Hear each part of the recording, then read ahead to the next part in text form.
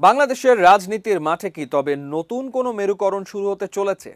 জামায়াতে ইসলামী নেতৃত্বাধীন জোট ও বিএনপির রাজনৈতিক বলয়ের বাইরে এবার কওমি ধারার প্রভাবশালী দলগুলোকে এক প্ল্যাটফর্মে আনার বড় উদ্যোগ নিয়েছে হেফাজতে ইসলাম।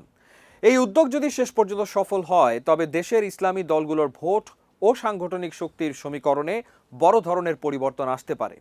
আজকের ভিডিওতে আমরা বিশ্লেষণ করব কোন দলগুলো নিয়ে গঠিত হচ্ছে এই নতুন বলয়, এর পেছনে আদর্শিক ও রাজনৈতিক সমীকরণ কি এবং জাতীয় রাজনীতিতে এর কি প্রভাব পড়তে পারে। হেফাজত আমিরের আহ্বানে বাবুনগর মাদ্রাসায় অনুষ্ঠিত বৈঠকে কওমি ঘরানার মোট 7টি রাজনৈতিক দলের শীর্ষ নেতারা অংশ নেন। এই দলগুলোর মধ্যে রয়েছে ইসলামী আন্দোলন বাংলাদেশ, বাংলাদেশ খেলাফত মজলিস, জমিয়তে উলামায়ে ইসলাম বাংলাদেশ, বাংলাদেশ খেলাফত আন্দোলন, ইসলামী ঐক্যজোট এবং বাংলাদেশ নেজামে ইসলাম পার্টি। মজার ব্যাপার হলো এই দলগুলোর মধ্যে কেউ কেউ অতীতে বা বর্তমানে জামাত নেতৃত্বাধীন জোটে ছিল কিংবা রয়েছে। ফলে হেফাজতের এই উদ্যোগ সফল হলে জামায়াতের বাইরে সম্পূর্ণ আলাদা একটি কওমি রাজনৈতিক বলয় তৈরি হওয়ার পথ প্রশস্ত হবে। এই ঐক্য প্রক্রিয়ায় সবচেয়ে বেশি গুরুত্ব দেওয়া হয়েছে আদর্শিক সামঞ্জস্যের ওপর।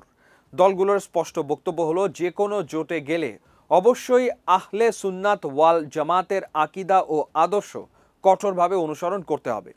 নেতাদের পারস্পরিক সুসম্পর্ক বজায় রাখতে এবং সিদ্ধান্ত গ্রহণে স্বচ্ছতা আনতে বেশ কিছু দারুণ প্রস্তাব এসছে। প্রতিটি দল থেকে দুজনকে নিয়ে একটি লিয়াজো কমিটি গঠন, সিদ্ধান্ত গ্রহণের জন্য সমন্বয় কমিটি বা মজলিসে সূরা তৈরি করা এবং শরিক দলগুলোর আমিরদের পর্যায়ক্রমে বিভিন্ন কর্মসূচি ও বৈঠকে নেতৃত্ব দেওয়ার সুযোগ রাখার প্রস্তাব নিয়ে আলোচনা চলছে।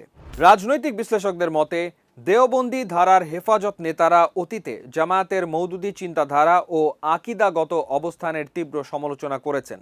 ফলে কওমি দলগুলোর এই পৃথক প্ল্যাটফর্ম গড়ে উঠলে ইসলামী রাজনৈতিক পরিসরে জামায়াতের প্রভাব কিছুটা হলেও চ্যালেঞ্জের মুখে পড়তে পারে। এর পাশাপাশি সরকারের সঙ্গে আলেম সমাজের যোগাযোগ ও বিভিন্ন রাজনৈতিক সাক্ষাতের বিষয়টিও বেশ তাৎপর্যপূর্ণ।